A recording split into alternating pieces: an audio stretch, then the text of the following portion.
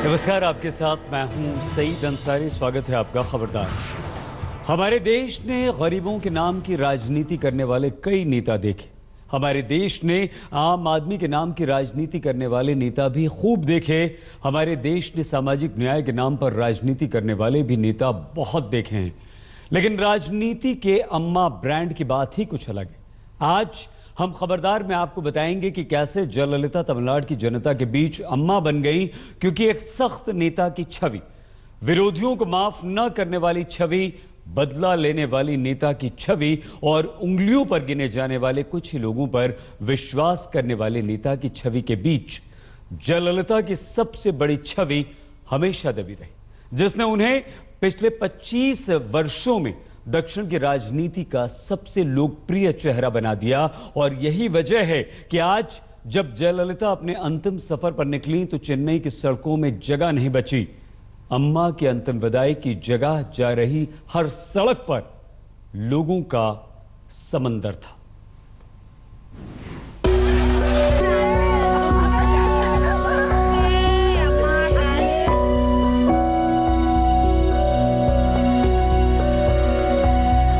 एक जन नेता का जाना क्या होता है, आज की ये तस्वीरें बता रही हैं। जिधर नजर घुमा दीजिए उधर लोग ही लोग दिख रहे हैं। चेन्नई के राजाजी हॉल तक जाने वाली ऐसी कोई सड़क नहीं बची जहां आज लोगों का समंदर न दिख रहा हो। वो राजाजी हॉल जहां जनता की प्यारी नेता और अम्मा के नाम से लोकप्रिय जयललिता का पार्थिव शरीर अंतिम दर्शन के लिए रखा गया था। जब से पहली मेडिकल रिपोर्ट आई थी जहां पे ये कहा गया था दो दिन पहले कि उनको दिल का दौरा पड़ गया था, तब से लोग आसपास की जो डिस्ट्रिक्ट्स हैं वहां से लोग चेन्नई आने शुरू कर चुके थे। अब जो आप देख रहे हैं यहाँ पे जो समर्थक हैं AIADMK के जो दूर दूर से आए हुए हैं, ये सिर्फ अपने अम्मा को देखने के लिए, एक आखिरी बार देखने के लिए वो आए हुए हैं और अपने प्यार जताने के लिए और दिखाने के लिए कि कितना वो अपने अम्मा को प्यार करते हैं। ये वही जगह है जहां से जयललिता ने अपने जीवन के उतार चढ़ावों को देखा था। यहीं से उनके तूफानों से भरे जीवन के राजनीतिक सफर की शुरुआत भी हुई थी। राजाजी हॉल में ही जयललिता ने पहली बार मुख्यमंत्री पद की शपथ ली थी। यही वो जगह भी है जहां जयललिता के राजनीतिक गुरु MG रामचंद्रन के निधन के बाद उनका पार्थिव शरीर भी अंतिम दर्शन के लिए रखा गया था। सारे AIADMK के MPs यहाँ संसद में उनके पॉकेट में अम्मा जी के तस्वीर लगा के लगा के चलते थे और सारे प्रश्न, सारे भाषण में अम्मा का नाम लेके ही बात करते थे। मतलब ये बिल्कुल भारत में दिखाई नहीं जाता कि कैबिनेट मंत्रियाँ भी उनके पैर पे मतलब जमीन पे गिरते थे। जयललिता का करिश्मा क्या था, ये चेन्नई में उमड़ा लोगों का समंदर ही नहीं बताता। जयललिता का करिश्मा क्या था, ये बताता है कि उनको आखिरी विदाई देने के लिए बड़े बड़े लोगों की लाइन भी लग गई। क्या फिल्मी हस्तियां, क्या राजनीतिक हस्तियां, क्या राजनीतिक समर्थक, क्या राजनीतिक विरोधी, सभी राजाजी हॉल में जयललिता को श्रद्धांजलि देने के लिए आए। फिर चाहे वो उनके राजनीतिक विरोधी करुणानिधि के बेटे MK स्टालिन हो, फिर चाहे वो कभी जयललिता के आलोचक रहे सुपरस्टार रजनीकांत हो, फिर चाहे वो कांग्रेस के उपाध्यक्ष राहुल गांधी हो, जिनकी मां सोनिया से जयललिता की कभी बनी नहीं। देश के अलग अलग राज्यों के करीब 7 मुख्यमंत्री जयललिता को आखिरी विदाई देने पहुंचे और सबसे बड़ा चेहरा तो प्रधानमंत्री नरेंद्र मोदी का रहा, जो सब प्रोटोकॉल तोड़कर राजाजी हॉल पहुंचे। PM मोदी जब अम्मा को श्रद्धांजलि देने के लिए पहुंचे, तमिलनाडु के नए CM O पन्नीरसेल्वम भावुक हो गए। CM पन्नीरसेल्वम PM को पकड़कर रोने लगे। PM ने उन्हें ढांढस बंधाया और खुद को संभालने के लिए कहा। PM ने जयललिता के शव के पास खड़ी शशिकला को भी सांत्वना दी। PM लोगों से हाथ जोड़कर ये अपील करते भी दिखे कि वो इस वक्त मोबाइल से फोटो न लें। ये तमिलनाडु की उस जनता के लिए सबसे भावुक पल है जो जयललिता को मां जैसा मानती है और उसे अम्मा कहकर बुलाती है। मुख्यमंत्री आवास से जब जयललिता का शव राजाजी हॉल लाया गया तो भीड़ को संभालना पुलिस और सुरक्षा बलों के लिए मुश्किल पड़ रहा था। रोते बिलखते लोग बैरिकेड को तोड़ने की कोशिश कर रहे थे, जिससे वो अपने पुराचित हलाईवी यानी क्रांतिकारी नेता अम्मा के आखिरी दर्शन कर लें। देखिए, स्ट्रगल तो बहुत करते हैं, लेकिन अम्मा की उपाधि प्राप्त करने के लिए बड़ा हृदय, बड़ा सोच और लोगों के दिल में आस्था बनानी जरूरी है, ये मैं कहना चाहूंगा। और हर लोगों ने उनको दिल से अम्मा कहा जयललिता एक चमकता हुआ सितारा थी और उन्होंने गरीबों के लिए बहुत सारे प्रोग्राम बनाए चीफ मिनिस्टर के तौर पर, और उसके लिए वो हमेशा याद की जाएगी। राजाजी हॉल से जयललिता का अंतिम सफर 1.5 किलोमीटर दूर चेन्नई के मरीना बीच पर उस जगह के लिए शुरू हुआ जहां जयललिता के मेंटर रहे एमजी रामचंद्रन की भी समाधि है। चेन्नई में आज पब्लिक ट्रांसपोर्ट बंद था, फिर भी लोग कई किलोमीटर पैदल चलकर जयललिता को अंतिम विदाई देने के लिए जुट रहे थे। जयललिता की अंतिम विदाई के लिए आर्मी ट्रक को 2000 किलोग्राम के वजन के बराबर फूलों से सजाया गया। जयललिता के पार्थिव शरीर को रेड बॉर्डर वाली ग्रीन कलर की साड़ी में रखा गया, जो हमेशा उनकी फेवरेट साड़ी रही है। उनके साथ वो ग्रीन पेन भी रखा गया जिससे पिछले साल ही उन्होंने सीएम पद की शपथ लेने के बाद साइन किया था, और ग्रीन कलर की रिंग भी रखी गई जिसे वो हमेशा पहनती थी। जयललिता के कई समर्थक और उनकी सबसे करीबी शशि कला भी ग्रीन कलर की साड़ी में ही दिखी। शाम को मरीना बीच पर एमजीआर की समाधि के बगल में जयललिता का राजकीय सम्मान के साथ अंतिम संस्कार कर दिया गया, और इसी के साथ अम्मा जयललिता के उतार चढ़ाव से भरे अद्भुत सफर का अंत हो गया। लेकिन जयललिता हमेशा तमिलनाडु के लोगों की यादों में जिंदा रहेंगी। राजनीतिक इतिहास में उनका नाम हमेशा ऊपर रहेगा, क्योंकि ऐसी करिश्माई जन नेता जिसने कभी किसी की परवाह नहीं की और इस मुकाम तक खुद की मेहनत से पहुंची, ऐसी कहानी करोड़ों में एक होती है। दिल्ली में मौसमी सिंह और रीमा पाराशर के साथ रोहित स्वामी और आशीष पांडे, चेन्नई आज तक। अम्मा का मतलब होता है क्रांतिकारी नेता। जयललिता जैसा करिश्मा ममता बनर्जी में भी है, मायावती में भी है। तीनों ने राजनीति में अपने संघर्ष से एक अलग मुकाम बनाया है। ऊपर से तीनों की छवि भी एक जैसी ही दिखती है, लेकिन जो पिछले 25 वर्षों में तमिलनाडु में जयललिता ने अपनी अलग राजनीति का अम्मा ब्रांड तैयार किया, वो बेमिसाल है। वो ना ममता बनर्जी कर सकी और ना ही मायावती कर सकी, और ना ही संपूर्ण क्रांति से निकलने वाले नेता या सामाजिक न्याय की बात करने वाले नेता ही कर सके। जबकि जयललिता की निजी जिंदगी और राजनीतिक जिंदगी में तूफानों की कभी कमी नहीं रही। उन्हें तमिलनाडु की क्रूर राजनीति से जूझना पड़ा, लड़ना पड़ा और वैसा बनना भी पड़ा। जयललिता जीत कर हार भी जाती थी और उनमें हार कर जीतने का जज्बा भी था। भारत की पावर पॉलिटिक्स में ये वो 4 चेहरे हैं जिनमें जनता को मैग्नेट की तरह खींच लेने का करिश्मा रहा है। लेकिन इन 4 चेहरों में जयललिता जरा दूसरे किस्म की नेता थी, क्योंकि न तो जयललिता के पास ममता बनर्जी के जैसी फायर ब्रांड पॉलिटिक्स थी, न सोनिया गांधी के जैसे गांधी परिवार की राजनीतिक विरासत थी, और न ही मायावती के जैसे कांशीराम की मेहनत से बनाया सॉलिड वोट बैंक था। जयललिता को ऐसी नेता माना जाता था जो आसानी से किसी पर विश्वास नहीं करती थी, क्योंकि उन्हें अपनी ही पार्टी के अंदर अपनी जगह बनाने के लिए जूझना पड़ा, राजनीतिक विरासत के लिए लड़ना पड़ा। करुणानिधि जैसे राजनीति के दिग्गज से उनका सामना हुआ, जिसमें उन्हें हर तरह के कमेंट और हर तरीके के अपमान को भी सहना पड़ा, जेल जाना पड़ा। शायद यही वजह है उन्हें मूडी भी कहा जाता था, उन्हें बदला लेने वाला भी माना जाता था। वो जेल गई तो बाद में अपने राजनीतिक विरोधियों को भी जेल भेजा। मैं बहुत रिजर्व रहती हूँ, तभी बात करती हूँ जब मुझसे कोई बात करता है, लेकिन जब मुझसे लड़ाई की जाती है मैं फिर भागती नहीं हूँ। अगर कोई मुझे एक झटका देता है तो मैं फिर 10 झटके देती हूँ। मैं किसी तरह के बकवास को बर्दाश्त नहीं करती। मेरी जिंदगी ने ही मुझे ऐसा बना दिया है। मैं इस तरह की नहीं थी। मैं खुद हैरान हूँ कि मैं इस तरह की बन गई हूँ। शायद जिंदगी में अकेलेपन ने जयललिता को ऐसा बना दिया था। राजनीतिक करियर में वो अपने परिवार से भी दूर हो गई थी। इकलौते भाई के परिवार को भी करीब आने नहीं दिया।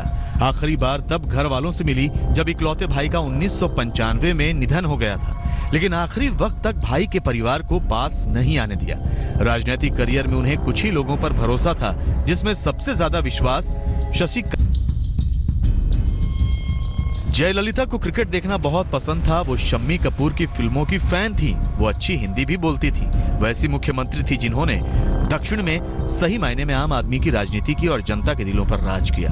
इसीलिए जयललिता की जगह को भरना किसी के लिए भी मुश्किल नहीं, नामुमकिन है। ये उनके राजनीतिक विरोधी भी कहते हैं। He cannot be in any way compared to Jayalalitha because she is a charismatic leader, and this out of sudden demise, this person has become chief minister. How he is going to perform and how far his party people is going to accept him, all these things we'll have to wait and see.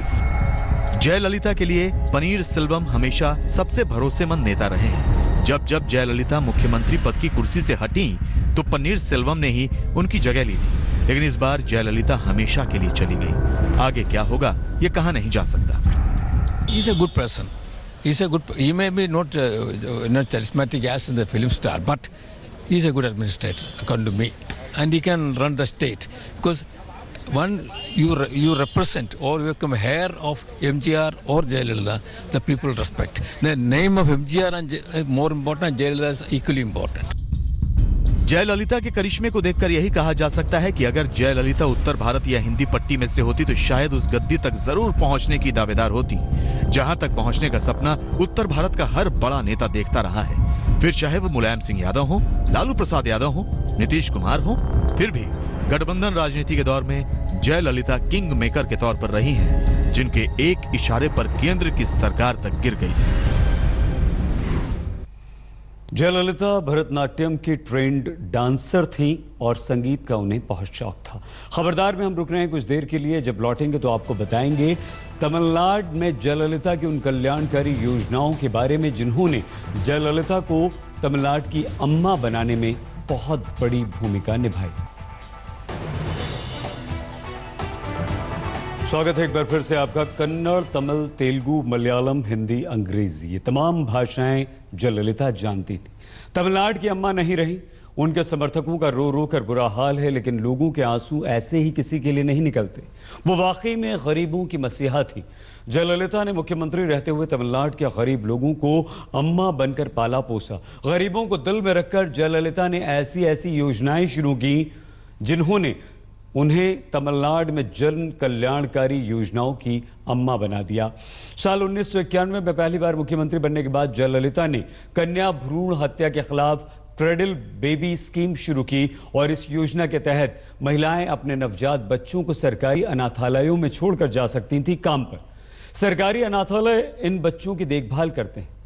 साल 2011 में जयललिता ने आर्थिक रूप से कमजोर परिवारों की पढ़ी लिखी बेटियों की शादी के लिए 50,000 रुपए कैश और 4 ग्राम सोना देने की स्कीम भी शुरू की। साल 2011 में ही जयललिता ने फ्री लैपटॉप स्कीम लॉन्च की और अगले 5 साल के दौरान सरकारी स्कूलों और कॉलेजेस के छात्रों को 68 लाख लैपटॉप्स बांटे। जयललिता को गरीबों का मसीहा बनाने में सबसे बड़ा योगदान रहा अम्मा कैंटीन का। साल 2013 में शुरू हुई अम्मा कैंटीन्स और अम्मा कैंटीन योजना। इसके तहत गरीबों को 1 रुपए में इडली और 5 रुपए में भरपेट भोजन मिलता है। साल 2013 में ही तमिलनाडु सरकार ने अम्मा वाटर लॉन्च किया। सिर्फ 10 रुपए में 1 litre packaged mineral water market के अलावा सभी सरकारी बसों और बस अड्डों पर बिकता है। साल 2014 में अम्मा फार्मेसी की शुरुआत हुई, जहां गरीब और मिडिल क्लास के लोगों को 10 से 15% कम कीमत पर दवाएं बेची जाती हैं। जून 2014 में तमिलनाडु सरकार ने अम्मा नमक बेचना भी शुरू किया, जिसकी कीमत बाजार की कीमत से आधी है। साल 2014 में ही सीमेंट की आसमान छूती कीमतों से गरीबों को राहत देने के लिए तमिलनाडु सरकार ने अम्मा सीमेंट बेचना शुरू किया। 50 किलो अम्मा सीमेंट की कीमत सिर्फ 190 रुपए है। जनवरी 2016 में किसानों को अच्छी क्वालिटी के बीज कम दाम पर देने के लिए अम्मा बीज स्कीम की जयललिता ने शुरुआत की। लेकिन ये तो सिर्फ कुछ योजनाएं जो जयललिता ने गरीबों के लिए शुरू की। यह लिस्ट काफी लंबी है। गरीब महिलाओं को अम्मा मिक्सर, सस्ते दाम में फिल्म देखने के लिए अम्मा थिएटर, नवजात बच्चों की जरूरत के सामान मुफ्त में देने के लिए अम्मा बेबी किट योजनाओं, युवाओं को रोजगार ट्रेनिंग देने के लिए अम्मा रोजगार ट्रेनिंग सेंटर्स, गरीबों के लिए अम्मा ग्रोसरी, ये तमाम योजनाएं अम्मा आउटलेट्स तक लॉन्च की गई। गरीब युवाओं के लिए अम्मा जिम और अम्मा मैरिज होम्स, इसके अलावा अम्मा कॉल सेंटर्स। इतना ही नहीं, अम्मा मोबाइल फोन्स, तमाम योजनाएं। शायद ही कोई ऐसी योजना या स्कीम बची हो जो तमिलनाडु के लोगों की भलाई के लिए जयललिता ने शुरू न की हो। कुछ स्कीम्स, योजनाएं तो ऐसी थीं जो दूसरे राज्यों के लिए मिसाल बन गई और दूसरे राज्यों की सरकारों ने भी इन योजनाओं को अपनाया। ये अम्मा का ही दिल था, यानी कि जयललिता का दिल, जो तमिलनाडु की गरीब जनता के लिए धड़कता था। लेकिन जब जयललिता के दिल की धड़कन थमी तो पूरे तमिलनाडु का दिल टूट गया। ये 7.25 करोड़ लोगों के दिल एक साथ टूट गए हैं। इन दिलों पर जयललिता अम्मा बनकर राज करती थी। जयललिता की इस लोकप्रियता की भी एक लंबी कहानी है। बतौर मुख्यमंत्री उन्होंने आम जनता के लिए जो किया, उसने जयललिता को गरीबों का भगवान बना दिया।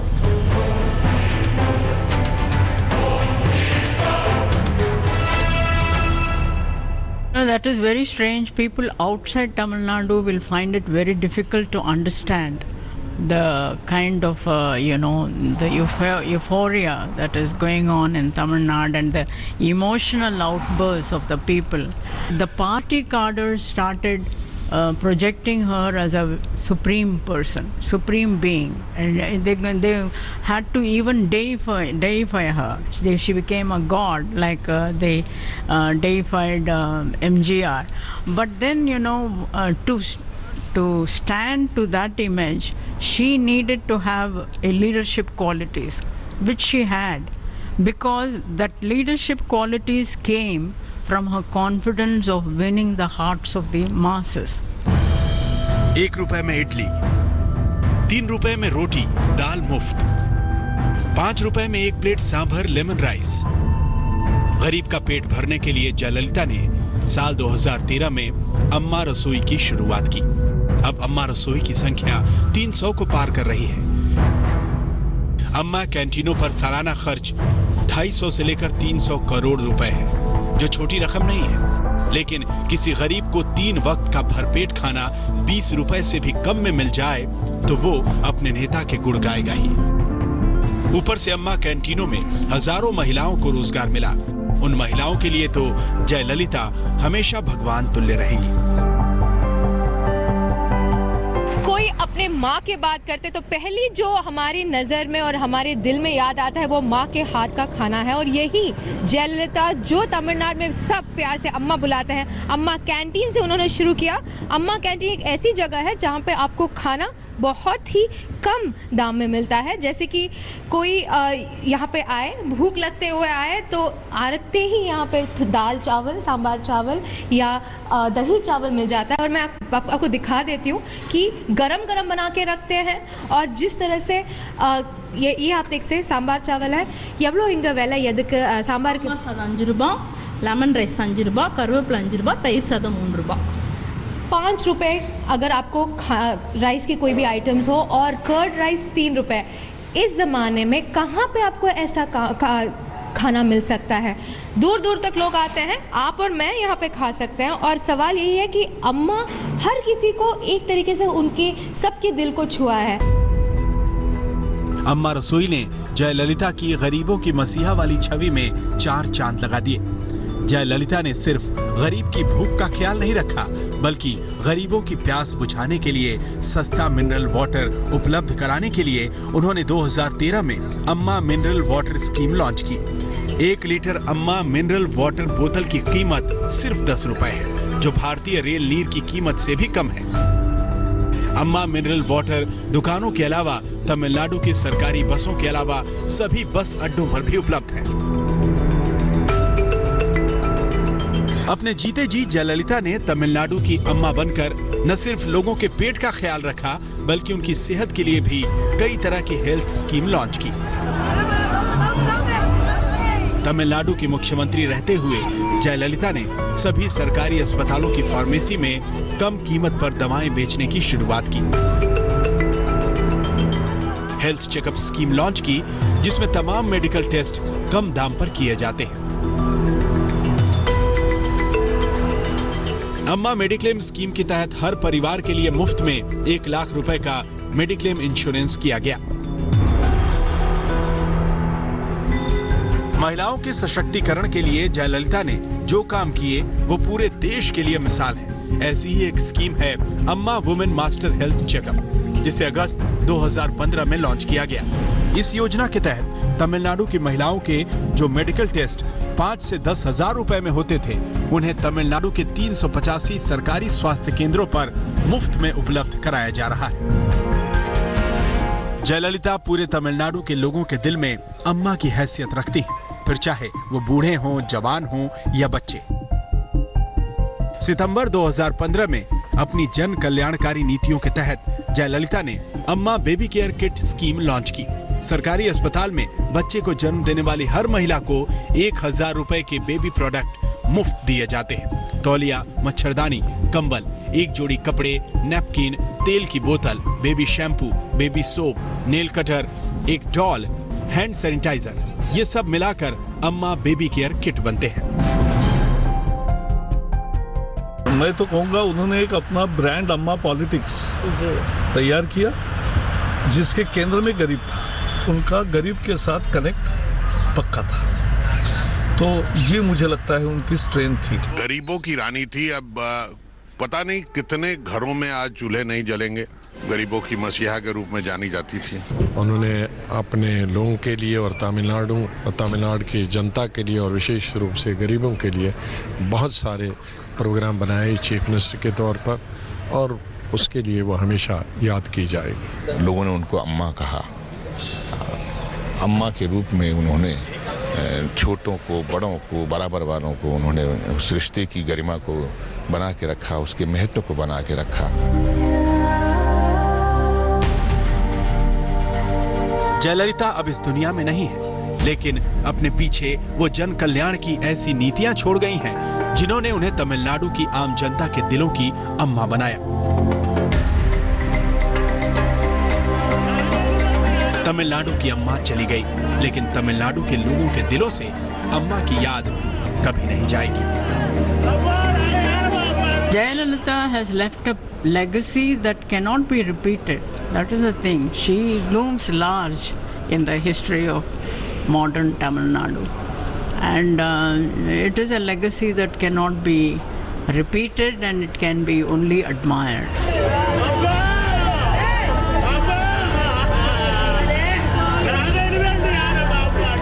चेन्नई से सुप्रिया भारद्वाज और रोहिणी स्वामी के साथ आज तक ब्यूरो।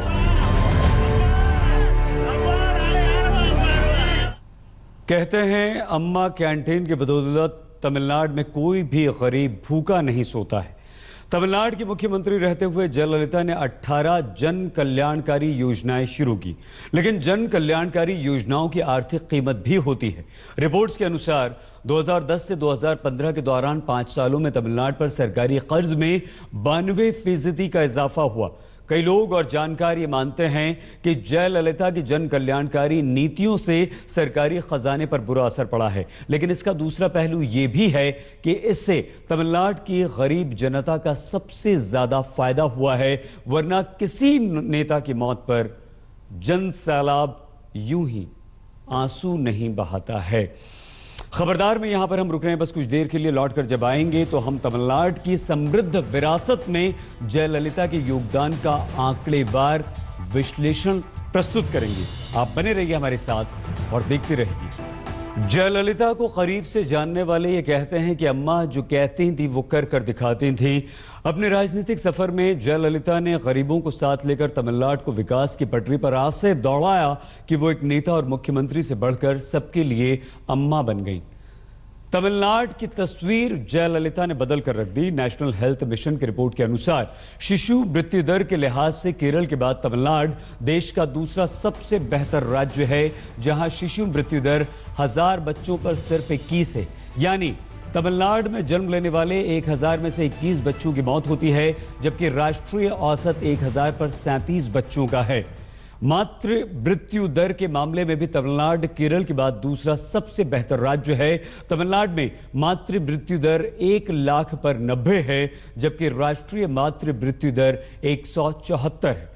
बतौर मुख्यमंत्री जयललिता के शासनकाल में तमिलनाडु की शिक्षा व्यवस्था में भी तेजी से विकास हुआ है। साक्षरता दर के मामले में तमिलनाडु देश का 14वें नंबर का राज्य है। तमिलनाडु की साक्षरता दर 80.3% है, जबकि राष्ट्रीय साक्षरता दर है 74.04%। तमिलनाडु में महिला साक्षरता दर 73.8% है, जबकि राष्ट्रीय महिला साक्षरता दर 65.46% है। अपराध की दृष्टि से देखें तो तमिलनाडु देश का सबसे सुरक्षित राज्य है। विशेषकर महिलाओं और बच्चों की सुरक्षा के लिहाज से तमिलनाडु सबसे बेहतर राज्य है। नेशनल क्राइम रिकॉर्ड्स ब्यूरो के 2015 के अनुसार महिलाओं के प्रति सबसे कम अपराध तमिलनाडु में ही होते हैं। तमिलनाडु में 1 लाख लोगों पर औसतन 17 मामले महिलाओं के प्रति अपराध से जुड़े होते हैं। बच्चों के प्रति अपराध के मामले में तमिलनाडु मणिपुर के बाद दूसरा सबसे सुरक्षित राज्य है। यहां 1 लाख लोगों पर औसतन 13 मामले बच्चों के प्रति अपराध से जुड़े होते हैं। दलितों के खिलाफ अत्याचार में तमिलनाडु तीसरा सबसे सुरक्षित राज्य है। यहां 1 लाख लोगों पर औसतन 12 केस दलितों पर अपराध से जुड़े होते हैं। इस बुलेटिन में फिलहाल इतना ही। यहां पर आप कीजिए बस थोड़ा सा इंतजार। दस्तक लेकर अब से कुछ ही पलों में आपके साथ होंगे पुण्य प्रसून वाजपेयी। देखते रहिए आज तक।